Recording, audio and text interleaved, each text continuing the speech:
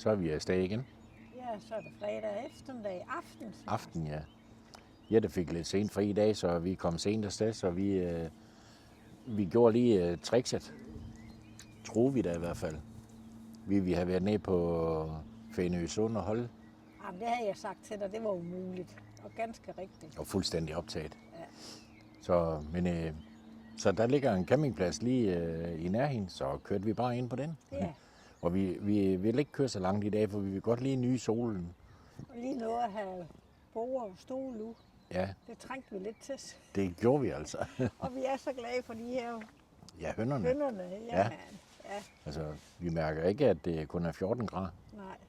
Det gør vi ikke. Nu har Er du det godt kun nok. 14 nu? Ja, det tror jeg. Nej, 15. 15 grader. Oha.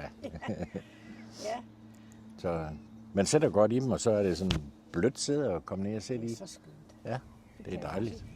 Så Det er dejligt. har vi jo Eddie med øjer. Ja, det har vi. Og han er blevet sommerklippet. I kan ikke kende Ja, ham. helt bare. Kan se ham her. Ham kan I ikke kende. Nej, Eddie han er blevet sommerklippet. Ja. Ja. Du vil lege, ved du. Ja, du vil lege. Men pladsen for natten. Så finder vi ud af, hvad vi gør i morgen. Der er der en dag. Ja, men de har jo ikke lov så godt ved i morgen jo. Nej, det var derfor, vi skulle skynde os at nyde det i dag. Ja, Ja, lige nøjagtigt. ja. Så, og det gør vi så. Ja, det gør vi. Så er vi på aftenstur med Eddie. Og hvis det var, at vi ikke havde andet at lave, så kunne vi da lige få et slag skak. Ja, nu er vi spændt på, om vi kan komme i skoven hernede. Ja, vi prøver. Jeg har ikke været her før. Nej, Så det har vil vi. mere at se. Men det er en meget fin campingplads. Ja. Fine toiletter og det hele. Meget fin. Meget fin. Og så er det ikke den dyreste plads. Nej, fordi vi snakker der om at køre ud til den ude ved vandet. Ja, den var dyr. Ja, det siger du. Ja, den koster halv... Jeg har før ligget derude, men jeg kan ikke huske, hvad det gav den gang. Nej, det kan jeg heller ikke, men der står på Park for Night, den koster 70 euro. Ja, det er også meget. Det synes jeg. Den her, den koster med hund, 2 voksne, strøm og alles, drum og dran, koster den 275 kroner. Ja, det er også. Det er godt. Ja, kontra 250 på en staldplads, så vil jeg da hellere ligge på campingpladsen. Ej, det er jo også lidt forskelligt med stedpladser, er det ikke det? Jo, selvfølgelig. Stedpladser. Nej, der er også nogle, der er billigere. Ja, ja. Men det ser da ud til, at der er hul i skoven Ja, her, det er der. Så lad os prøve det. så vi gør det. Ja. Det var da et dejligt skovområde. Prøv lige at se, hvor grønt det hele er. Ja, men ved du hvad, jeg elsker det. Det er godt for øjnene, du. Ja, det er det. Nå, hvad vej vil du så her? Ja, så skal vi til højre jo, fordi Okay. ellers kommer vi ned på landevejen. Nå, vi går Og det er til højre. faktisk den vej, der kører ned til, det er nede, hvor politiet træner hunden. Gør de det her nede da? Ja. Nå, okay. Så Er vi har, eller hvad? jamen, vi har været dernede mange gange og luft scooter. Jamen, det var nede ved... Det er der, hvor vi kan se broen og alt det der, hvor de dykker og sådan Ja, det noget. var også. dernede, hvor de dykker. Det tænkte Ja. jeg på. Ja. Ja, ja. Ej, hvor er der hyggeligt. Det må man sige. Ja.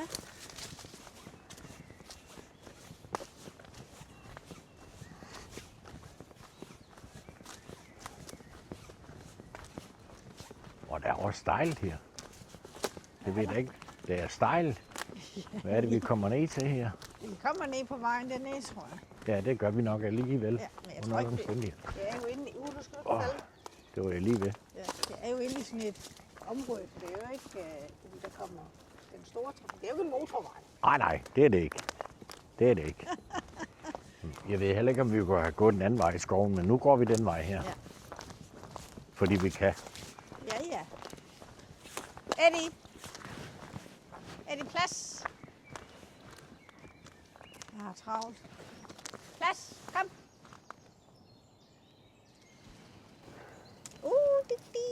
Ja, det var godt. Ja, så får lige den her på. Så lige ned og kigge, om der kommer nogen ned på vejen. Ja. Jamen, jeg husker det ikke helt forkert. Dansk Politihundeforening. Milfartafdelingen. Men samtidig med, så kan I se her. Der er også roklub. Det er derfor, der er så stille. Altså, så vil jeg da lige sige, vi har jo en politihund. Der er da ikke nogen, der kommer ubemærket ind hjemme ved os, der i hvert fald. Nej, det er der i hvert fald ikke. Nej, jeg skal lige have ham her i snor. Men der er rigtig mange gode gåture hernede oppe i skoven og stien og det der, men nu vil vi lige gå ned til vandet. Ja, Fordi det er vi lige ved siden af. Broerne dernede, det er så kønt. Det er så kønt. Prøv at se en skøn udsigt her. Den gamle bro og den nye. Og Eddie løber frit omkring. Vi har lige læst på skiltet, at politihundene, de træner ikke i dag. Ej, det er da til, når man får at se vandet, der er torsdag. rigtig strøm i det. Ja, jeg skal nok lidt tættere på for at kan vise det, men det går på kryds og tværs. Ja. Jeg har nævnt det en gang før på en af vores videoer, men jeg har sejlet igennem Lillebælt, og nogle steder her, der er mere end 80 meter dybt ude i Lillebælt. Ja. Det er helt Har du utroligt. taget broerne der? Ja, jeg har taget broerne. Det ser godt ud. Det er rigtig kønt. Du kan jo også komme på bridgewalking. Ja, det kan vi godt. Men jeg ved ikke, hvornår de åbner. Ej, det er heller ikke noget for Og mig. så skal jeg vel have alt dit piveri, hvis vi går det her. Ja, jeg skal heller ikke med. Nej. Jeg ved ikke, om vi kan fornemme det derude, men det hele det kører på kryds og tværs med strømningerne. Det siges, at det er farligt at dykke i Lillebælt. Og mange dykkere de bliver uddannet her, fordi at der er så meget strømning i det herude. Så Så vi skal ikke lige en tur i vandet. nej, det skal vi ikke. Det er også for koldt. Det er også lidt koldt. Ja, det er det. Ja, Det er det. vinden er kølig. Ja, den er faktisk kold. Og I kan se her, jeg har huden på, Ja. så det er koldt. Men vi har fået spist, og vi er på vej ud med Eddie, så han kan få en tur. Og så skal vi bare hjem og hygge med dieselfyret tændt. Ja, det tror jeg, vi skal. Ja, det tror jeg på, vi skal. Ja, lige lidt. Ja. Det er alligevel koldt, og vi er jo nogle forfrosne hunde. Men ved du hvad? Så er det godt, at vi har en god uldpose. Ja. Vi glæder os rigtig til at komme i seng. Så går vi og venter på hele dagen. Det fandt det er strengt, det er. Det var tog, der kom Så der. kommer toget der.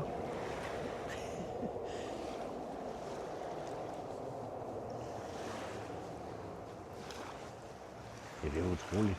Altså, hvis jeg ikke husker helt forkert, så var det i 35, at broen den blev bygget.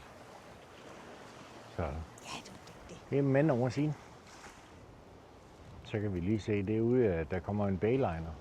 Det kunne måske være, at det var Erik og Lærke. Nu kender jeg ikke deres båd, men det kunne sagtens være dem. Skønne vandring. Skov, skov, skov, skov. Og Hvor er det lækkert. ja, det er så skønt. Ja, Og Eddie har det sjovt. ja. Han hygger. Ja, det gør han. Men det er jo nogle ordentlige bakker, der er her rundt omkring, Ja, hvor man Det er- faktisk godt kan gå op. ja, der stiger derop. Ja, Så der er rigtig mange muligheder at udfolde sig. ja det er der. Det er slet ikke dårligt. Nej, det er sgu okay. Nej, og så vi går her på Fyns land. Men lige derovre på den anden side, det er Jylland. Det er mærkeligt. Jamen, så er klokken 7:30. Vi er stået op her for en times tid siden og gør vores morgenting. Jette, hun er lige ved at forberede ham her. Jeg skal lige ud med ham en god tur. Ja. Nede ved Skov og Strand, det er så lækkert. Ja. Ja, og jeg tænkte på, tror du, jeg skal have en stor jakke på? Ja, jeg tror, du skal tage den, for det blæser mig. Det blæser, og det er 6 grader. Ja. Så, men solen er der Det er da. en kold vind. Ja, den er kold. Ja. Det er den. Så det er nok ikke dårligt med den store jakke på. Nej, det gør jeg. så går jeg lige, fordi vi har et køkken hernede. Jeg kan jo ikke lave udendørsmad, når det blæser sådan. Så jeg går i køkkenet hernede, og så laver jeg lige noget æg og bacon til os. Det kan jeg mig til, når jeg kommer tilbage. Ja. Så kan jeg gå med frø om munden her. Ja, det kan du. Jeg elsker det. Så. Ja. Men vi har sovet godt. Det var ikke til at komme ud af Kan man bilen. ikke stå op i de dyner der? Nej. Det er Ja, men en god investering. Det er meget, meget glad ved. ja, det er faktisk godt. Men altså, ja, jeg har ikke ord, men det er så lige meget. Vi tager jer med resten af dagen. Jeg ved ikke lige, hvad vi gør, men jeg tror, vi kører ned over grænsen og så tanker gas på. Ja. Og så skal vi jo til noget festival i juni, så det kan godt være, at vi lige køber en kasse øl også. Og måske en Bailey. En Bailey, Ja. En Bailey. Og så skal vi have noget, som vi plejer, noget postevand. Ja, havde jeg nær sagt. det er også godt, Vand ja. på flaske. Ja. Ja. Så Så det tror jeg, det bliver det. Og så ser vi derfra. vi har jo sådan en... Ja, men jeg ved ikke, om vi indløser den i dag, når det Nej. blæser sådan. Nej, det var sådan en gratis kupon til en campingsplads. Ja, Nede ved Koldåen, var det ikke dernede? jo, frigården. Ja. Men jeg tror ikke, vi indløser den i dag, når det blæser sådan. Vi får jo ikke noget nydelse af det. Så kan vi kan holde hvilket som helst sted, når det blæser sådan. Men lad os snakke om det. Det finder vi ud af. Det gør vi. Ja. Men Så. nu er jeg på vandring med dyret. Ja, jeg vil rejse mig op fra min stol her, og så lave noget, eller lige forberede det, jeg skal have med op i køkkenet. God idé. Ja. Ja. Så håber jeg ikke, jeg har glemt noget. Så bander og svovl over det. Du kan ikke ringe til mig, for jeg Nej, lige kan ikke nøjagtigt. komme med det. Nej. We struck a number on a Friday night. Neon flashing, stars so bright. Bills are gone, the road is wide. Four wheels freedom, you by my side. Packed our life in a camper van. Map of dreams in my open hand. Winter's cold can't hold us down. Chasing summer from town to town. No clock on the wall, no weight on our chest. Just the sound of tires and a little rest. If it's raining, we'll laugh it away. Så skal vi lige have lidt kørekaffe. Og vi lige holdt ind. Eddie skulle lige ud og slå en streg. Vi skal have kaffe latte. Ja, vi skal nemlig have kaffe latte. Den ene er blevet færdig. Den står her. Så det er hyggeligt. Vi er lige før åben rå. Så det var ikke så længe inden vi er nede over i strik. Så vi vil lige lave kørekaffen. Vi holder ikke hvil her. Vi skulle bare lige have Eddie ude og så en tår kaffe med på vejen. We struck a number on a Friday night. Neon flashing, stars so bright. Bills are gone, the road is wide.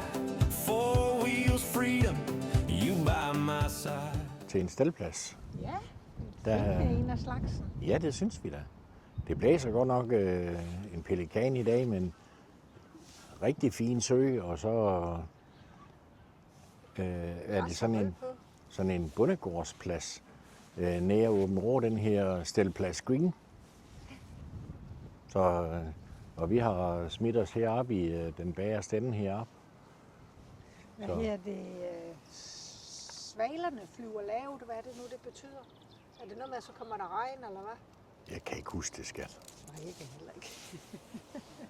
Jo, det er der vist noget med. Det er noget med insekterne, så er længere ned. Nå. Højtryk, lavtryk, et eller andet. Ja, Ja. Men vi fik handlet, og alt var i orden. Vi fik gas på, og fik købt brrr og bord og øl. ja. Det blæser lidt meget her, men I kan se hernede, der er spændt hjul op. Så shelteret, det kan dreje rundt. Det har jeg sgu aldrig set før. Jeg lov for det om. shelter med låg, der har jeg heller ikke set før. Nå, men sådan lige til en orientering, så er der mange, der har skrevet, at det er god musik, vi har. Det kan I alle sammen finde på Spotify eller Apple Music ved at søge kunstneren Johnny Floyd. F-L-O-Y-D. Der ligger alt det musik, vi bruger til vores videoer. Det var bare lige en oplysning. Ja, vi valgte så lige at gå ind i skoven, fordi der er lidt mere læge herinde. Det blæser lige knap så meget. Det er da også helt vildt, som det blæser. Fuldstændig vanvittigt. Så herinde er der mere stille og roligt. Der er der lige en selvlavet sø der. Oversvømmelse. Hvad siger du? Ja, det er det jo. Ja. Kan jeg jo finde ikke. Nej. Vandreservoir. Det støver lidt, når de har været på vejen her. Puha. Lige her ved det her buskage her, der var læge. Der er læge. Der kunne vi godt have tænkt os at holde, men der er ikke nogen sten. Så jeg tror ikke, det er en plads. Jeg ved ikke, om det tror jeg ikke. Så jeg vil være irriteret over, hvis jeg kl. 10 i aften fik at vide, at jeg skulle flytte Er en bilen. sten derovre? Ja, men der er ikke læge over. Nej. Vi skal tæt på hækken. Ja. Men hvad Vi pokker? ligger lidt i læge Vi lægger læge deroppe, Ja. de træer deroppe. Det gør vi. Men den hvide kom før også og tog den bedste lægeplads. Ja. Så allerede her blæser det, hva'? Ja, det gør det. Vi er helt vindblæst. Fuldstændig vindblæst. Skal du godt med en kop kaffe? Prøv at se, hvor mit hår det stritter. Nå, så har vi fundet ludoet frem Ja, og denne gang har jeg vendt brættet rigtigt fra start. fra start. Og hvad er jeg, siger du? Du er rød og gul, Okay, og jeg er blå og grøn. okay. Jamen, Så- skal vi så ikke bare gøre det? Nå, Ja, jeg begynder så. det er i orden.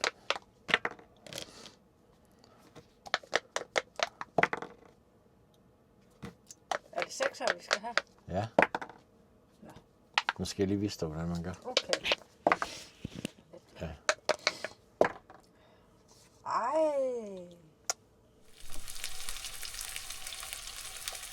Så tager vi lige et billede her af 2 økologiske bøffer fra Thise.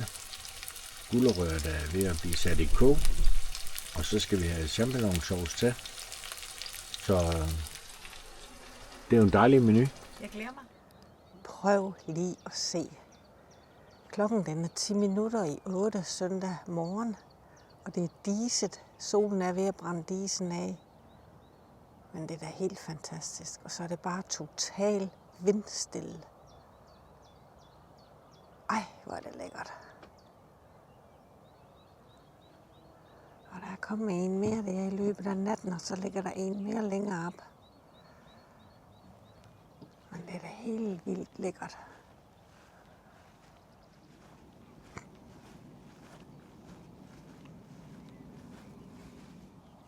Ja, der er jo en hel verden til forskel med det vand her fra i går til i dag.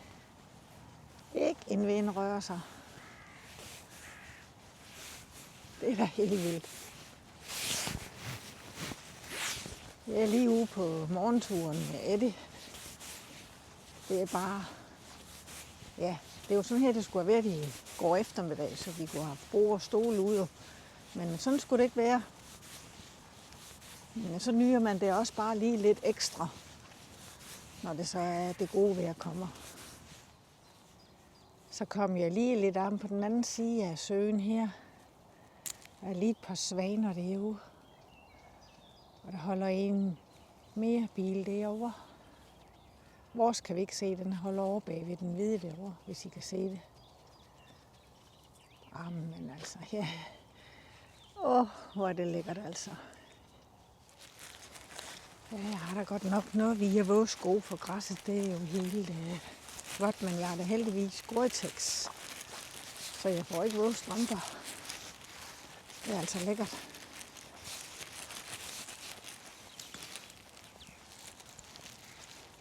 Ja, jeg går lige og falder lidt i snoren her til Eddie. Jamen, så er vi lige klar til at vise nogle små tricks, havde jeg nær sagt. Tips og tricks. Tips og tricks, ja. Og det første, det de her sædebetræk her, der var det jo så, at vi fik at vide, at de har bedst af at blive rejst op en gang imellem, fordi så er der mindre slitage. Ja, så holder de selvfølgelig bedre. Så holder de bedre, plus at den her effekt er større. Ja. Så og der kan Jette lige demonstrere med en ganske almindelig billig hårbørste. Fra normal. Ja. Men det er så lige mig. Det er simpelthen bare at få dem. Nu kan jeg lige lægge den her nede her. Og så er det simpelthen bare at ræbe dem op. Så de står fint. Og armlænene også. I kan se her. Ja. Ja. Og så er det jo også på sæder og... Ja, det er over det hele jo, hvor vi sidder jo. Ja. Det gør simpelthen, at det holder længere. Ja. Ja. Det var fint. Det var lige en demonstration. Ja, nu lige tage her på her. Det er fint. Og det er jo bare en... Det er ganske nemt. Ja, og så bare en billig hårbørst. Ja, ja. Ikke også? Det skal ikke være nogen af de dyre der. Nej, så det er måden at vedligeholde det på. Ja, det er det. Så er det ligesom nyt konstant. Det er det. Jeg kan lige sætte den her pænt. Sådan. Ja, vi har lige en ting mere, og det synes vi jo er genialt. Ja. Holgers Verden, altså Holger, han ringede til os i går. Han har vist os hans projekt, men vi måtte ikke sige noget til nogen endnu. Men han ringede lige i går for at fortælle, at nu er det frigivet, så nu må vi godt fortælle om det. Ja. I kender jo nok alle sammen det her med, at vi holder et eller andet sted. Og hvad skal vi lige lave i dag? Hvad skal vi se? Hvad skal vi finde på? Ja, og hvad er der at se her? Lige præcis. Ikke? Der har Holger lavet et kæmpe arbejde for os. Fordi at vi kan gå ind. Jeg lægger for øvrigt lige adressen lige her på siden, på hjemmesiden, hvor I kan finde det. Men jeg kan lige slå op på telefonen her, der har jeg forsiden. Ja, det her See This Place. Ja. Og her der er alle landene i Europa. De går dernede af. Alt i alt så er der 4.330 steder at besøge. Og man kan gå ind specifikt på kort, men det kan man jo selv finde ud af, når man vil. Og så sige termiske bade for eksempel. Så er der i hele Europa, hvor der er termiske bade. Og man kan jo så hernede vandfald og vilde veje og museum. Der er alverdens ting og sager og oplevelser. Og det er bare at gå ind og kigge. Det er genialt. Det er simpelthen genialt. Det er simpelthen genialt, det der med at så finde ud af, hvad er der at se. Og... Ja. Du fandt da lige ud af noget nede ved Assens. Du var inde og kigge. Jamen, jeg var lige inde og studere den, og så fandt jeg ud af, at Peter Vilmos, han var født i Assens. Det anede jeg ikke. Nej, det var da meget sjovt. Ja. Ja. Så, men der er rigtig mange ting derinde. Ja. Så jeg kan kun opfordre jer. Vi kan anbefale det i hvert fald også, når man kommer frem nogle steder. Og Bestemt. det har da i hvert fald et issue for os. Hvad er der at se her? Lige nøjagtigt. Og så har vi gået ind og taget de der gængse, hvad skal man opleve i det kunne være Tyskland, eller hvor vi nu er, ikke? Jo. Og det er hverken til at hitte hoved eller hale i, og så står der et eller andet om, nu kan vi tage Bastejbjergene, dem har vi været nede at se. Men hvor ligger Bastejbjergene? Ja. Er det i nærheden af, hvor vi er? Men der her på hans side, der kan du se, om jeg er her. Hvad er der i omkringliggende? Lige nok det. Og det er jo det, der er så smart. Ja. Og så sige, er der noget at opleve her, hvor vi er lige nu? Ja. Det er et kæmpe arbejde, han har det lavet. er godt nok noget stort arbejde, jeg har lavet. Så skriv til Holgers Verden og sige pænt tak til ham. Det synes jeg jo godt, man kunne gøre. Det er virkelig et stort arbejde, han har lavet. Ja, det er det. Så men vi er så også ved at pakke sammen nu, jo, ikke også? Jo, og nu er det gode vejr. Ja, nu kommer det gode vejr. Jeg har så lige været rundt om søen jo, men... Jo. Ja. Men vindstille og... Ja, det skulle have været i går. Men sådan er det. Ja. Det kan ikke hjælpe noget ævs over det. Nej, det kan det ikke. Der kommer en anden god dag. Selvfølgelig gør Det er ikke sidste gang, jeg er her i hvert fald. Nej, det er det ikke. Nej. Det er virkelig et godt sted. Ja, det er det. Så... Ja. Og der er plads til mange. 50, var det ikke sådan, vi sagde i går? Jo. Ja. Så... Jeg ved ikke rigtigt, om der er plads til... Jo, det står der på Park for Night i hvert fald. Ja. At der er plads til 50. Ja, så må det jo passe. Så må det passe, ja. Ja. Så men lad os få pakket sammen. Ja, og sige tak for denne gang. Og tusind tak for denne gang. Ja. Vi Hej. ses derude. Hej hej. Hej hej.